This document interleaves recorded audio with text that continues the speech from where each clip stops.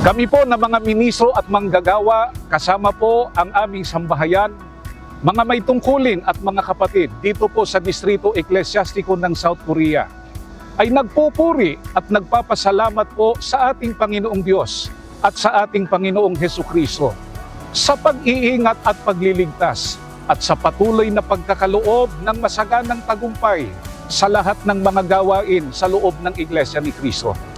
Kami po ay buong puso at kagalakan na bumabati sa atin pong tagapamahalang pangkalahatan, ang kapatid na Eduardo V. Manalo, at sa atin pong pangalawang tagapamahalang pangkalahatan, ang kapatid na Angelo Eranio V. Manalo, at sa lahat po ng mga kapatid sa buong mundo ng Happy 111th Anniversary po!